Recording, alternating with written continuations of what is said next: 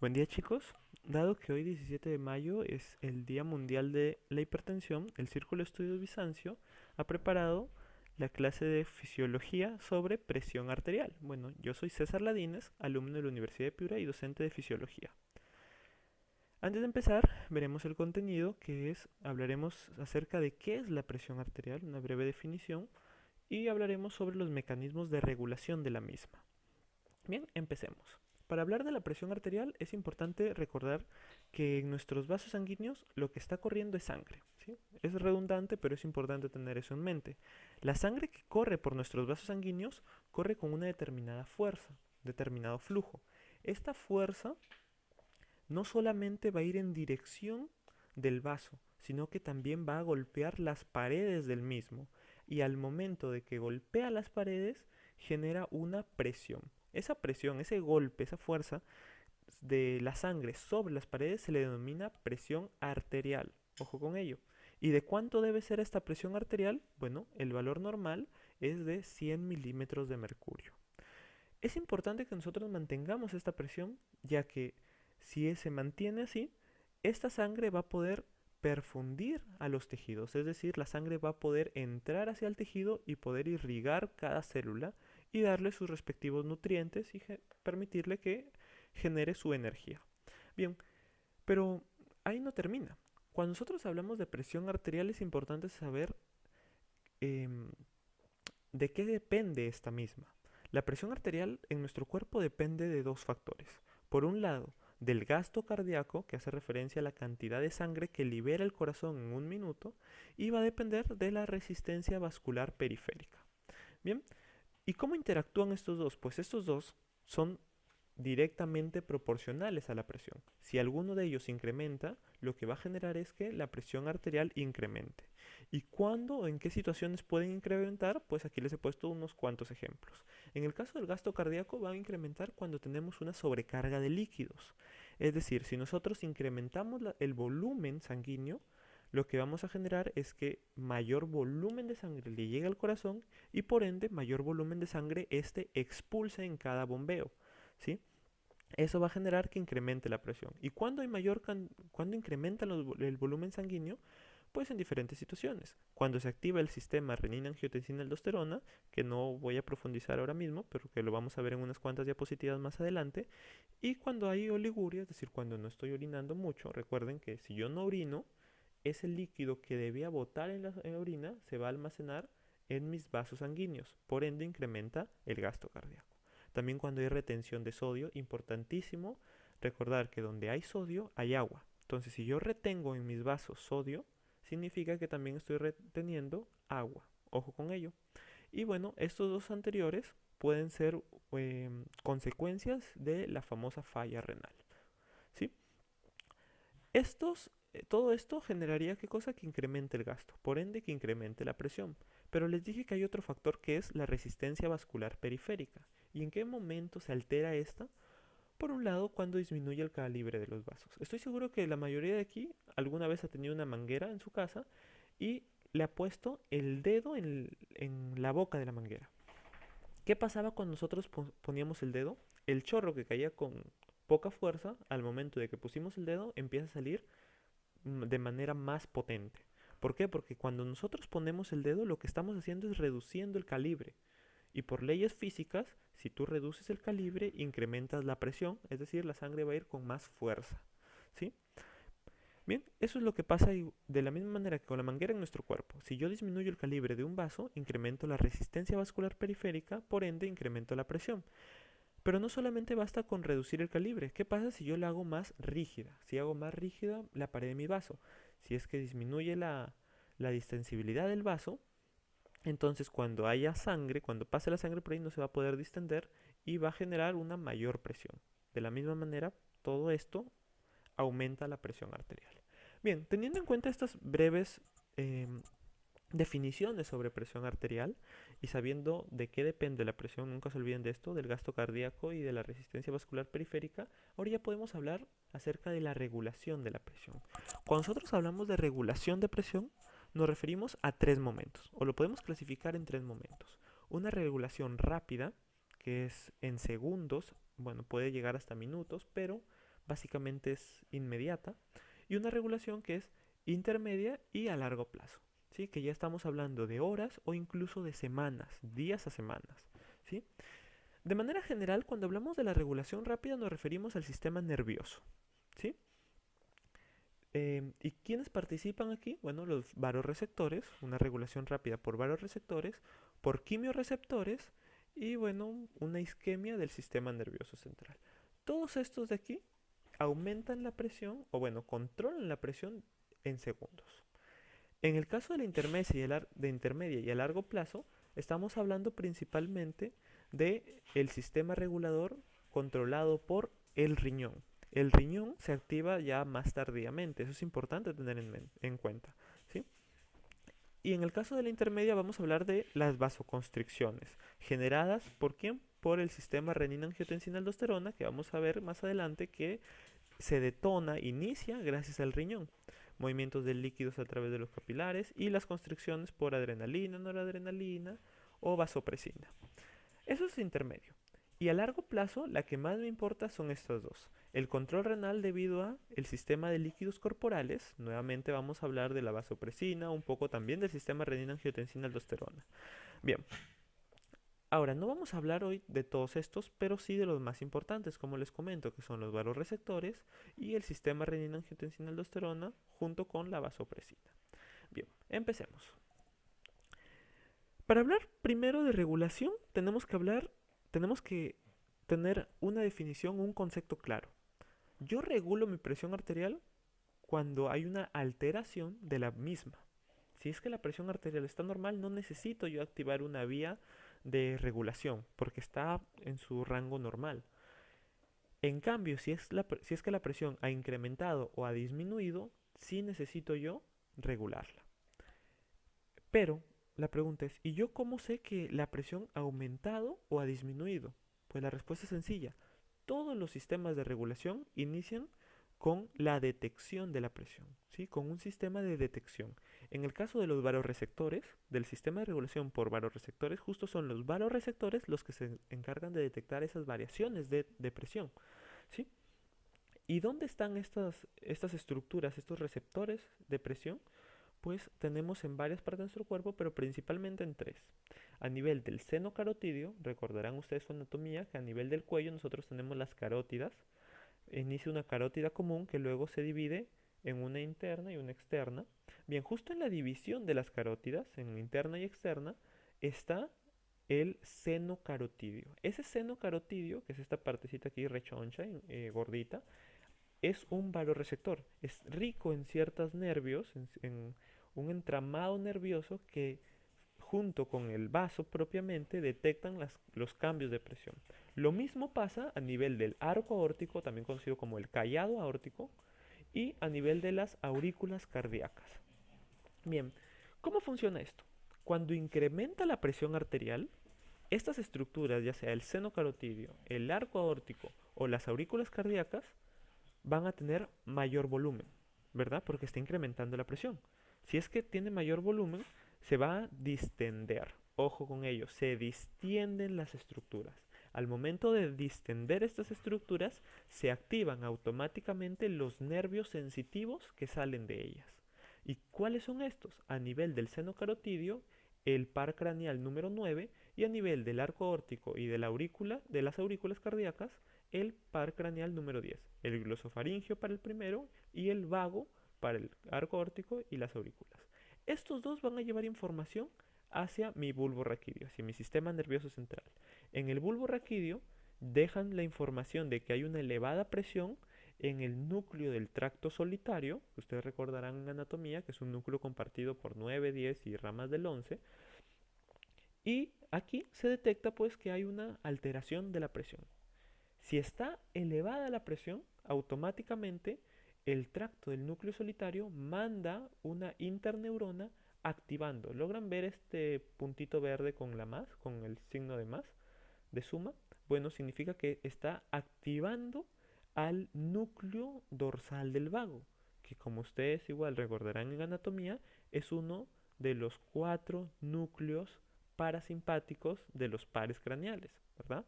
El Edinger-Westphal es del 3, el salivatorio superior del 7, el salivatorio inferior del 9 y el dorsal del vago es del 10. Este dorsal del vago va a lanzar un nervio parasimpático. ¿Y este nervio parasimpático hacia dónde llegará? Pues al corazón. Y en el corazón va a liberar acetilcolina. Y aquí es importante que ustedes recuerden que la acetilcolina a nivel cardíaco se va a unir a sus respectivos receptores, a los receptores muscarínicos, y va a generar ¿qué cosa? Pues que disminuya la contractibilidad, disminuya la conducción eléctrica del corazón, disminuyendo así también la frecuencia cardíaca. En otras palabras, disminuye la actividad cardíaca. Si disminuye la actividad cardíaca, el corazón ya no va a bombear la misma cantidad de sangre que bombeaba antes. Si ya no bombeo la misma cantidad, significa que disminuye el gasto cardíaco. Y si disminuye el gasto cardíaco, la presión arterial que estaba elevada vuelve a la normalidad. Pero ahí no termina todo. No todo el proceso se centra en el corazón y tampoco en los nervios parasimpáticos. Si bien es cierto, yo les dije que el núcleo del tracto solitario mandaba la información al núcleo dorsal del vago para activar finalmente un nervio parasimpático, no solo hace eso, también va a lanzar información hacia los segmentos medulares desde T1 hasta T12, que ustedes recordarán como grandes anatomistas que esos segmentos medulares, es decir, de la médula espinal, contienen núcleos simpáticos. ¿Sí? Recuerden eso, desde T1 a T12 núcleos simpáticos. Por eso es que de ahí sale la cadena ganglionar simpática o cadena paravertebral, cadena ganglionar paravertebral. Bien, ¿y qué hace a nivel de estos núcleos simpáticos? Pues los bloquea, los inhibe. Yo cuando tengo elevada la presión, mi núcleo, el tracto solitario, se encarga de bloquear a mis núcleos simpáticos. ¿Por qué? Imaginemos que no está bloqueado el núcleo simpático. Este núcleo simpático, cuando no está bloqueado, lanza un nervio. Bueno, ya ustedes recordarán que hay una neurona preganglionar, este sería el ganglio de la cadena simpática, y lanza una neurona posteriormente postganglionar. En conjunto, estas dos neuronas finalmente van a liberar lo que es noradrenalina.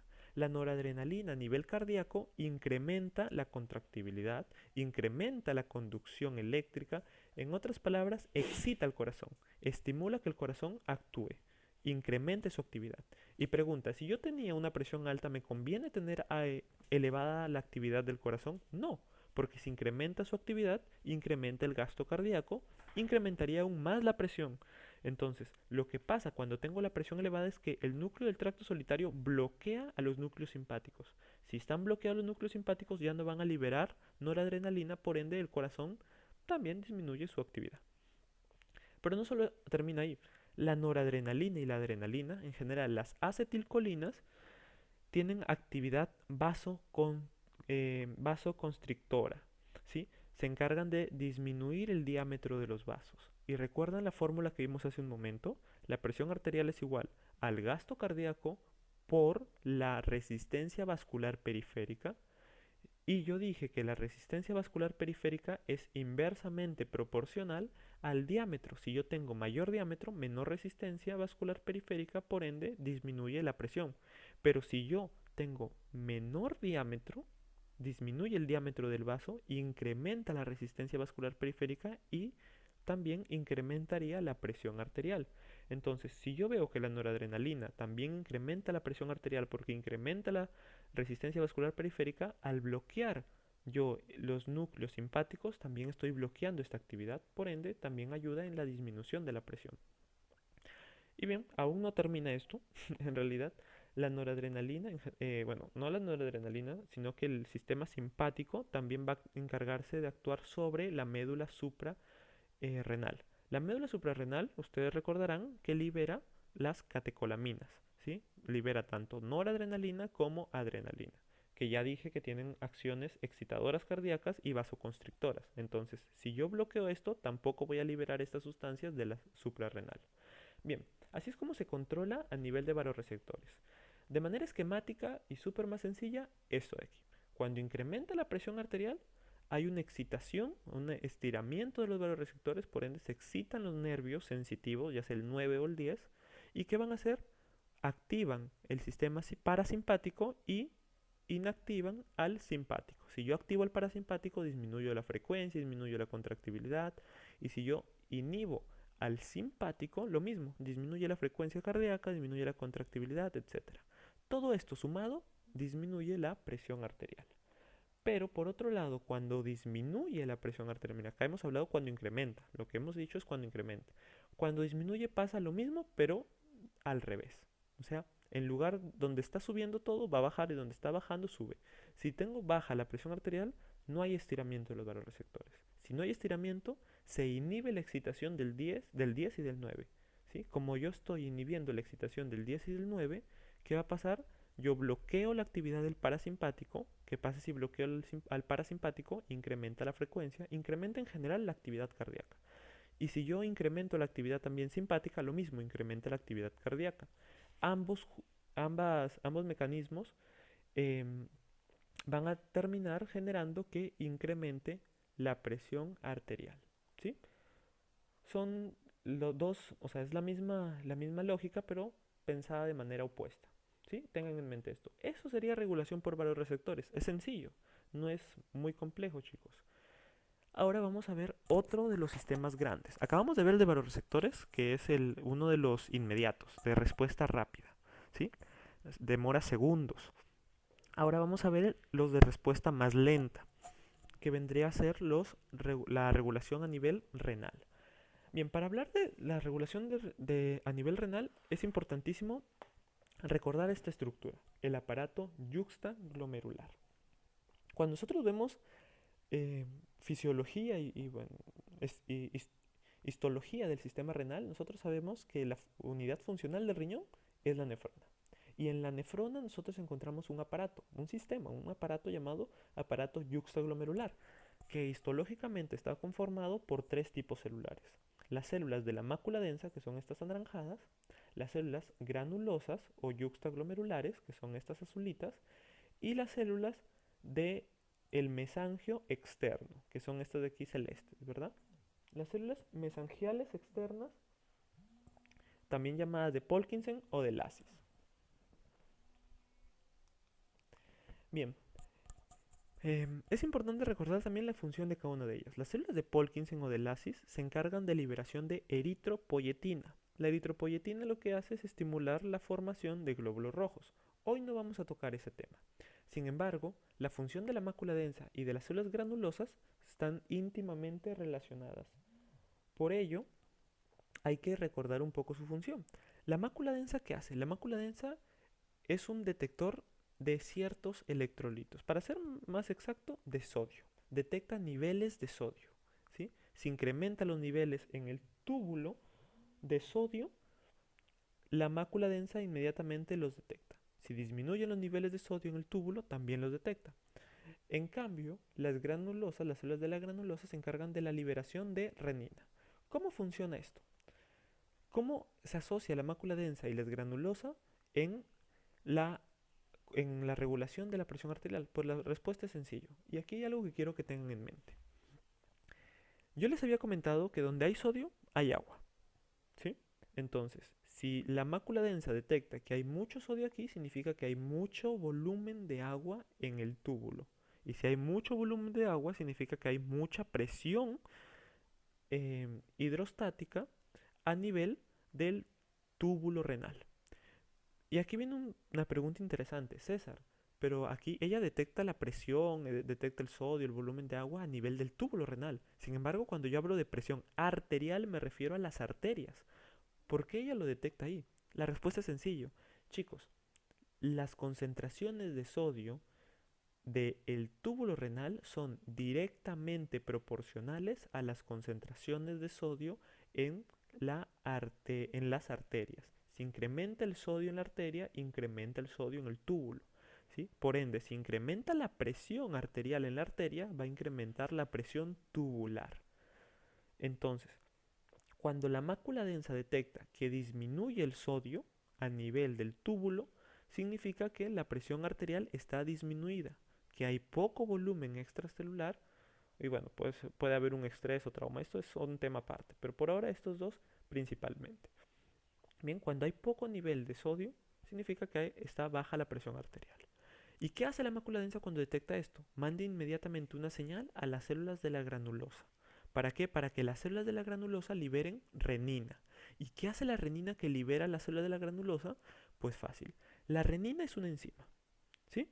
Esta renina, esta enzima que está siendo liberada a sangre, porque la libera hacia la sangre, recuerden que las ciertas proteínas se lanzan a sangre, va a interactuar con el famoso angiotensinógeno.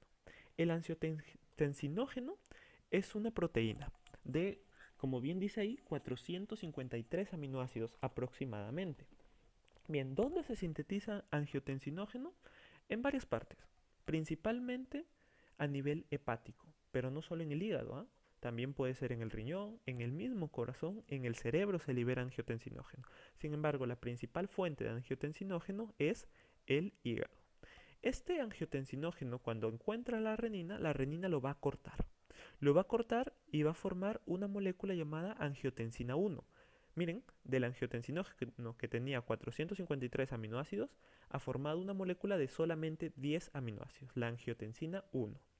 Y a partir de aquí, chicos, ya empieza una parte que la mayoría de estudiantes se confunde bastante, ¿sí? Que vendría a ser ya el metabolismo de la angiotensina 1.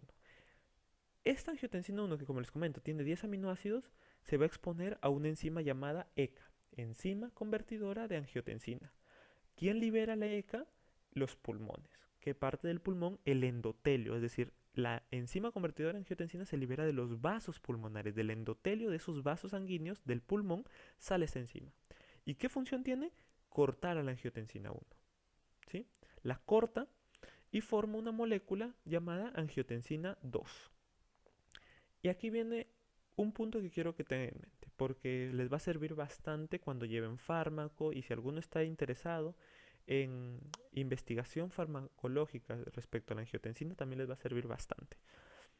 Bien, la angiotensina 1 tenía 10 aminoácidos, ¿sí? Yo, es decir, tengo 10 aminoácidos en fila. 1, 2, 3, 4. Imaginen que tengo 10 puntitos así seguidos.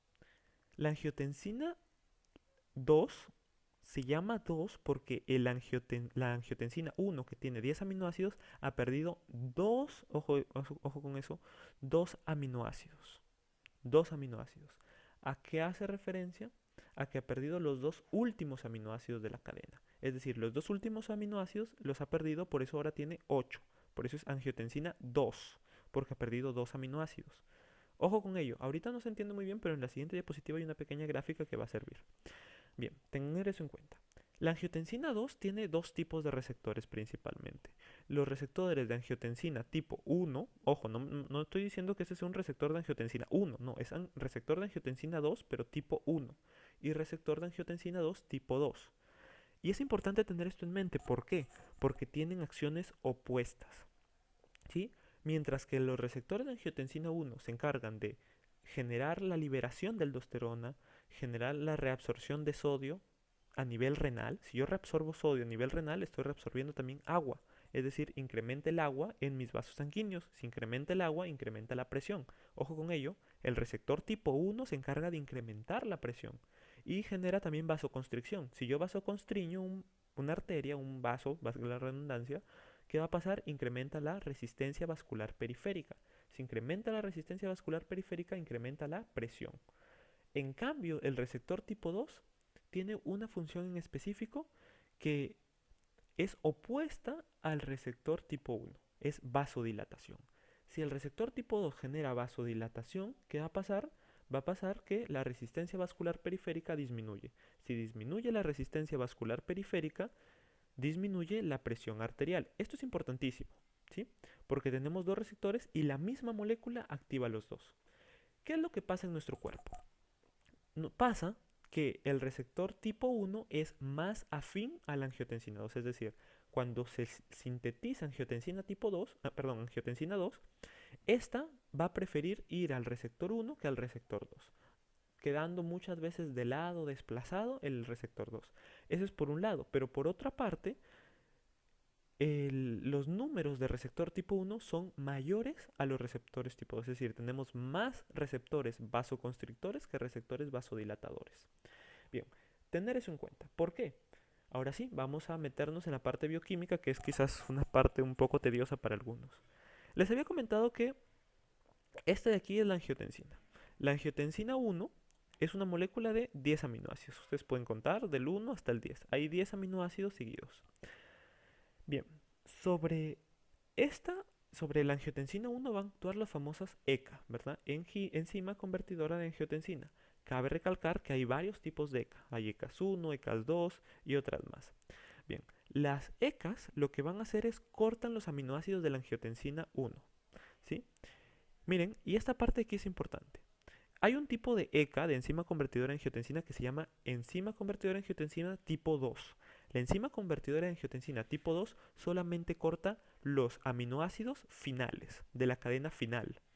Ojo con ello, de la cadena final. Un aminoácido de la cadena final. Si actúa la enzima convertidora de angiotensina tipo 2 sobre la angiotensina 1, va a cortar solamente el último aminoácido, el 10. Si corta el 10, me va a quedar una angiotensina que se va a llamar angiotensina 1,9.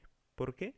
Porque, bueno, es una angiotensina tipo 1 que ha sido cortada, perdón, es una angiotensina en la cual se le ha cortado un aminoácido y ¿cuántos quedan? Quedan 9, ¿sí? Quedan 9. Ese aminoácido que se ha cortado en la última, de la parte final de la cadena. Eso es importante recordar. ¿Qué pasa si sobre esta angiotensina 1 vuelve a actuar la enzima convertidora en angiotensina? Pero ya no la tipo 2, que solo cortaba el último aminoácido, sino la tipo, bueno, la tipo 1, la enzima convertidora en angiotensina, la normalita, la que todos conocemos. ¿Qué hacía la enzima convertidora en angiotensina? Cortaba dos aminoácidos finales, los dos finales. Si actúa esta, va a cortar el 8 y el 9 y va a formar una una proteína llamada angiotensina 1,7. Esta de aquí, chicos, es súper importante. Ustedes dirán, César, ¿por qué me mareas tanto con tantos nombres? Pues la respuesta es sencilla, porque es importante conocer a la angiotensina 1,7. Ustedes en la mayoría de libros van a escuchar o van a leer que hablan sobre la angiotensina 1, la angiotensina 2 y dejan de lado esta. ¿Por qué les hago tanto énfasis en la 1,7? Porque la 1,7, a diferencia de la angiotensina 2, es más afín, es decir, prefiere a los receptores de angiotensina tipo 2. Es decir, es una molécula vasodilatadora.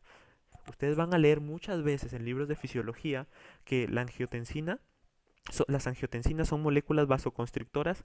Es cierto, pero no del todo. ¿Por qué? Porque existe una angiotensina que es la 1,7, que es una molécula vasodilatadora. ¿Por qué? Porque esta prefiere al receptor tipo 2, al receptor de angiotensina tipo 2. ¿Sí? Bien, eso es algo nada más para que sepan que se puede formar. Hay varias vías de formación de la 1,7 y ya regresaremos a la vía principal, que es la formación de la angiotensina tipo 2. La angiotensina tipo 2 se forma a partir de la angiotensina 1 cuando directamente actúa la ACE, la enzima convertidora de angiotensina que cortaba los dos últimos. Si corta los dos últimos, tengo angiotensina tipo 2. Y esta, como les dije, es opuestas. Son opuestas. La 1,7 y la 2 son opuestas. La 2 prefiere vasoconstreñir, la 1,7 prefiere vasodilatar. La 2 prefiere al receptor tipo 1, la 1,7 prefiere al receptor tipo 2. Es un poco mareado, confunde, pero es importante que tengan en mente. Bien. Y finalmente, César, ¿qué hace las angiotensinas que estás formando? Vamos a hablar brevemente de ambas. Empezaremos por la angiotensina 2. La angiotensina 2 genera, como ya les dije, vasoconstricción. Se une a su receptor tipo 1 y genera la constricción de los vasos, incrementando la resistencia vascular periférica. A nivel cardíaco, la angiotensina 2 tiene efectos cronotrópicos positivos, es decir, incrementa la frecuencia cardíaca a tal punto que puede generar incluso arritmias. Ojo con ello, puede generar arritmias. A nivel del riñón, va a generar que haya una reabsorción de sodio. Y si reabsorbo sodio, como yo les dije, donde va el sodio va agua. Si yo reabsorbo sodio, también reabsorbo agua. Pero no lo hace de manera directa, sino que la angiotensina 2 se encarga a nivel de la corteza suprarrenal de facilitar la liberación o la secreción de la aldosterona. Es parte de la última etapa de síntesis de aldosterona. Entonces, liberas aldosterona y la aldosterona actúa sobre el riñón reabsorbiendo sodio y agua. Estos que les acabo de mencionar son efectos, bueno, aquí es a corto plazo, pero en realidad no son a corto plazo, son a un tiempo intermedio, ¿sí? Me refiero a minutos, a horas. ¿sí? No llega a ser en segundos, son de minutos a horas. Pero también tiene un efecto a largo plazo, que puede ser o beneficioso o perjudicial. ¿Por qué? Como estoy, en el caso del corazón, como lo estoy excitando constantemente, mi músculo para poder em, llevar de una manera normal, entre paréntesis, porque no es tan normal, la sobrecarga y la sobreexcitación que está teniendo se va a generar sobre él una hipertrofia miocárdica, es decir, el músculo cardíaco crece, se hace más grueso, más fuerte, ¿para qué? Para poder seguir bombeando la sangre con manera normal, regular, incrementando la presión. En el caso de los vasos, va a generar también una hipertrofia vascular. Las arterias en personas con hipertensión, vamos a ver que tienen arterias más gruesas, ¿sí? El músculo es más grueso. ¿Por qué? Porque en el intento de controlar esa presión o de soportar tanta presión, su músculo ha incrementado. Y a nivel del riñón, pues va a generar una hipertensión intraglomerular, ¿sí? Porque la misma lógica genera vasoconstricción de las arteriolas y genera una hipertensión dentro del riñón, generando posteriormente incluso una falla cardíaca. Ojo con ello. Estas regulan la presión, pero también pueden, si es que no la controlan correctamente, alterar nuestros tejidos. Por otro lado, tenemos la angiotensina 1,7, ¿sí? Que es una angiotensina que hoy en día se está estudiando bastante porque es probablemente a futuro uno de los principales, una de las principales dianas terapéuticas para el control de la presión arterial. ¿Qué hace la angiotensina 1,7? Bueno, hace básicamente lo opuesto al anterior. Genera vasodilatación, y no solamente vasodilatación de las arterias, sino que también es antiangiogénesis, es decir, inhibe la formación de nuevos vasos, es antitrombósica, es decir, inhibe la formación de coágulos sanguíneos, bloquea la hemostasia, antiproliferativa, etcétera. ¿Sí? Es una angiotensina que me va a servir tanto en pacientes con cáncer, quizás, en pacientes con alteraciones trombóticas, etcétera. Va a mejorar el flujo esplánico, facilita la función cardíaca, genera una mejor función cardíaca porque es antihipertrófica, antiarrítmica, antifibrosis. Tiene las funciones opuestas a lo que vimos hace un momento, ¿sí? Es decir, protege al tejido. Mientras que la angiotensina 2, en su intención, en sus ganas de proteger, de controlar la presión arterial, termina dañando los tejidos, esta de acá es más chill. Se encarga más que todo de disminuir la presión arterial y en cierta forma tiene un actúa como factor protector de los tejidos. Bien, eso es lo que hacen las angiotensinas. Entonces, hemos visto básicamente dos cosas. Hemos visto los vasoreceptores que actúan de manera inmediata, generando una respuesta de acetilcolina cuando incrementa la presión y esta acetilcolina baja la presión arterial o en todo caso cuando disminuye la presión libera adrenalina y esta adrenalina, noradrenalina, incrementa la presión, la normaliza. Y en el caso del sistema renina-angiotensina-aldosterona, la misma lógica. Cuando hay incremento de presión, eh, cuando hay disminución de la presión arterial, va a haber menos sodio en la mácula densa, por ende, si hay menos sodio en la mácula densa, se va a liberar renina de los granulosa, la renina convierte el angiotensinógeno en angiotensina 1, la ECA, la enzima convertidora de angiotensina, convierte la angiotensina 1 en angiotensina 2 y esta se encarga de subir la presión. Por el contrario, si es que hay una elevación de la presión patológica, lo que va a pasar es que se puede activar el sistema renina-angiotensina aldosterona, pero en lugar de liberar angiotensina 2, se va a optar por la liberación de angiotensina 1, 1,7, o en todo caso puede haber la liberación directa de la mácula densa de una molécula llamada eh, la adenosina, que es un vasodilatador que también disminuye la presión arterial. Entonces, esas son las funciones renales y del sistema nervioso. Pero ahí no termina todo. También les dije que hablaríamos un poco acerca de la famosa vasopresina. Otra vía de regulación de la presión arterial es mediante la famosa hormona antidiurética o vasopresina. Primero, ¿dónde se libera esta hormona? Se libera a nivel del... Bueno, aquí es importante recordar algunos conceptos clave. La hormona antidiurética, la vasopresina, se sintetiza a nivel del hipotálamo. Sin embargo, se almacena a nivel de la hipófisis posterior, de la neurohipófisis. Aquí se va a almacenar y finalmente, cuando se necesite, se libera. Se llama vasopresina. ¿A qué le suena? Vasopresina, presión de un vaso. Es decir, se encarga de incrementar la presión arterial. ¿Sí? Cuando ella se libera, va a actuar de dos maneras, principalmente, porque tiene un montón de funciones. Hablando del control de la presión arterial, actúa de dos maneras. O llega hacia los receptores V1 de los vasos sanguíneos y genera vasoconstricción, o va al riñón. Miren, este de aquí es una nefrona. Bueno, no una nefrona en realidad porque la nefrona no incluye al túbulo colector. Sin embargo, en el gráfico está el túbulo colector. Pero de manera general, esto es un gráfico de una nefrona. Nosotros nos vamos a centrar justamente en el túbulo colector de esta estructura. El túbulo colector, miren, yo aquí he hecho un super zoom. Este es el túbulo colector y este es un vaso sanguíneo que está rodeando al túbulo colector. ¿Qué es lo que pasa? Cuando yo tengo una caída de la presión arterial, cuando disminuye mi presión arterial, yo les dije que yo puedo incrementar la presión como o incrementando la resistencia vascular periférica. ¿Cómo lo logro? Haciendo vasoconstricción. Por ejemplo, la vasopresina viene al vaso, pum, lo contrae. Eso incrementa la presión. Pero por otro lado, ¿cómo la puedo incrementar? Incrementando el gasto cardíaco. ¿Y cómo yo puedo incrementar el gasto cardíaco? Incrementando el volumen sanguíneo. Y la pregunta es, ¿cómo lo incremento? Hay varios mecanismos. Ya vimos uno que es mediante la aldosterona, que llega al túbulo distal y genera reabsorción de sodio. Junto al sodio va el agua y ese agua que está reabsorbiendo va al vaso sanguíneo e incrementa la presión. Pero hay otro mecanismo que es mediante las acuaporinas, para ser exacto la acuaporina 2.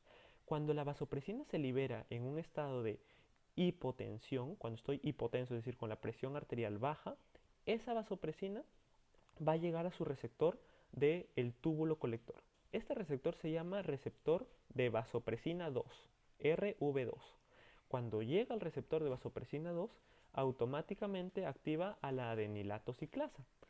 La adenilato ciclasa libera AMP cíclico. Y el AMP cíclico genera una cascada de fosforilación que termina a nivel del ADN. En el ADN, en el genoma de nuestras células del túbulo colector, se va a estimular la síntesis de una proteína llamadas acuaporinas. Cualquier acuaporina no, es la acuaporina tipo 2. Y no solamente estimula la síntesis de estas acuaporinas, porque cuando se sintetizan en vesículas, sino también este receptor V2, receptor de vasopresina tipo 2, estimula que estas pequeñas vesículas con las acuaporinas en su membrana se fusionen con la membrana celular, generando que la acuaporina quede posicionada en la membrana luminal de, de la célula del túbulo colector. ¿Sí? ¿Y qué hace la acuaporina una vez que se ha unido a la membrana luminal? ¿Cómo se llama? Acuaporina es un poro que transporta agua. Es decir, el agua que está viniendo aquí por los túbulos renales va a ser absorbida directamente por la acuaporina. Primero hacia la célula del túbulo colector y finalmente por una otra acuaporina, que es la acuaporina tipo 4, va a ir de la célula del túbulo colector hacia el vaso sanguíneo, generando que incremente el volumen sanguíneo, por ende incremente el gasto cardíaco y, si recordamos la fórmula, incrementa la presión arterial. Es otra manera de controlar la presión arterial. ¿Sí, chicos? Bien, es importante que tengan estas. En realidad hay un montón de mecanismos más. Está el mecanismo de los quimiorreceptores, están el mecanismo de ciertos eh, bombas, etcétera, pero esos van a ser ya motivo de otras clases. Para presión arterial y control, que van a ver más adelante, sí me importa que recuerden estas tres: el sistema de las vasopresinas, el sistema renina-angiotensina-aldosterona y el sistema de los vasoreceptores. Bien, aquí estaríamos terminando la clase de hoy de regulación de la presión arterial. Y bueno, nada, recuerden, nosotros somos Bizancio. Para más información, denle like, suscríbanse y sigan nuestras redes. Muchas gracias, chicos, ahí estaríamos terminando.